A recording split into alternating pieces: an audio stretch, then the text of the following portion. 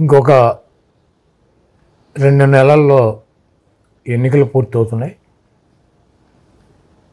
జగన్మోహన్ రెడ్డి గారు చాలా స్పష్టంగా ఆయన చేసినటువంటి కార్యక్రమాలు, ఆయన ఎన్నికల మేనిఫెస్టోలో 99% అమలు చేశానని చెప్పి, నాకు మీరు ఓటేయాలంటే నేను మీ కుటుంబాలకి, మీ ప్రాంతాలకి మంచి చేశానని కనుక భావిస్తే నాకు ఓటు వేయండి, లేకపోతే ఓటు కూడా వేయొద్దని చెప్పి జగన్మోహన్ రెడ్డి గారు ప్రతి పబ్లిక్ మీటింగ్లోనూ ప్రజలను ఉద్దేశించి మాట్లాడుతున్నారు.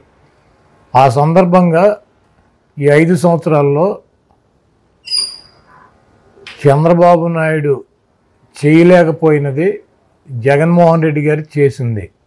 సంక్షేమ కార్యక్రమాలు కావచ్చు, నాడు నేడులో స్కూళ్ళు రూపురేఖలు మార్చింది కావచ్చు, లేకపోతే కొత్తగా తీసుకొచ్చిన మెడికల్ కాలేజీలు కావచ్చు, ఫిషింగ్ జెట్టీలు కావచ్చు, లేకపోతే కొత్త కట్టేటువంటి హార్బర్స్ కావచ్చు, అనేక అభివృద్ధి కార్యక్రమాలు, సంక్షేమ కార్యక్రమాలు ఇవన్నీ కూడా చేశాము.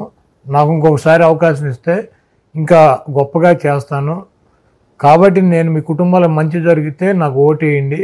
ఆరోగ్యశ్రీ కావచ్చు, ఫీజు రియంబర్స్మెంట్ కావచ్చు, అమ్మఒడి కావచ్చు, ఇవన్నీ ఆసరా కావచ్చు, విద్యా దీవెన, ఇటువంటి సంక్షేమ కార్యక్రమాలు కూడా ఇచ్చామని చెప్పి చెప్తున్నారు.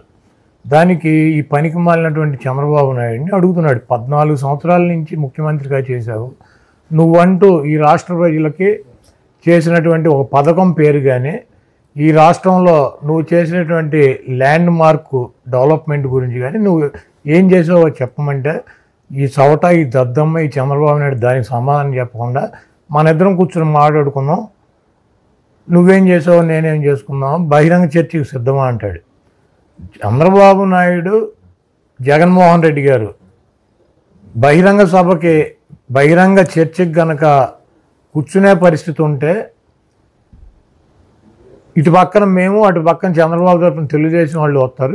బహిరంగ చర్చ ఒక ఇద్దరు పెద్ద నాయకుల మధ్య జరిగేటువంటి అవకాశం ఉంటుందా? ఇది భారతదేశంలో ఎక్కడైనా జరిగిందా? ఇప్పుడు మేమేం చేసామో ప్రజలకు చెబుతున్నాం. జగన్మోహన్ రెడ్డి గారు నా పరిపాలన బాగుందంటే నాకు ఓటేయమని చెప్పి చెబుతున్నాడు.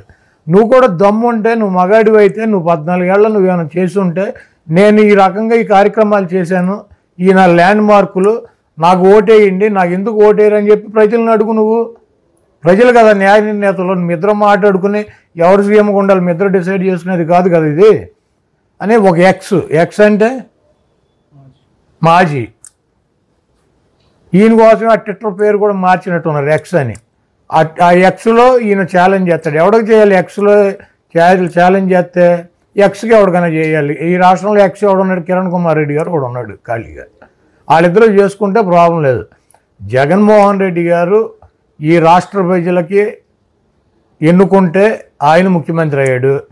5 సంవత్సరాలు ముఖ్యమంత్రిగా ఆయన పనిచేశాడు. ఆయన ఏం పని చేశాడు ఏంటి ప్రజలకు తెలుపుతారు. వాళ్ళు సాటిస్ఫై అయ్యి జగన్మోహన్ రెడ్డి గారు మాకు మంచి చేశాడంటే మళ్ళీ జగన్మోహన్ రెడ్డి గారిని గెలిపిస్తారు. మధ్యలో ఈడేవాడు పొగోడిగాడు, వీడితో చర్చ ఏంటి? వీడితో కూర్చుని అసెంబ్లీలో చర్చకి మాట్లాడవచ్చు కదా, అసెంబ్లీలో జరుగుతాయి చర్చలు, మాట్లాడవచ్చు కదా. అక్కడి నుంచి ఎందుకు పారిపోయాడు ఈ సవట?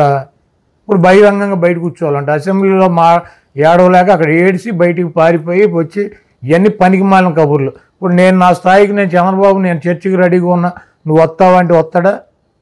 జగన్మోహన్ రెడ్డి గారి స్థాయి ఏంటి, చంద్రబాబు నాయుడు స్థాయి ఏంటి? 3 పార్టీలు కలిసి పోటీ చేసినా కూడా జగన్మోహన్ రెడ్డి గారి మీద గెలవగలనా లేదా అని చెప్పి మిణుకుమంట చేస్తున్నాడు. చంద్రబాబు నాయుడు గారి పార్టీ సైజు ఎంత, జగన్మోహన్ రెడ్డి గారి పార్టీ సైజు ఎంత? 170 సీట్లలో పోటీ చేసి 151 సీట్లో గెలిచినాడు. 25 పార్లమెంట్లకు పోటీ చేసి 22 పార్లమెంట్లు గెలిచాడు. రాజ్యసభలో 11 రాజ్యసభ సభ్యులు ఉన్నారు. అసెంబ్లీలో ఉన్నటువంటి 58 ఎమ్మెల్సీ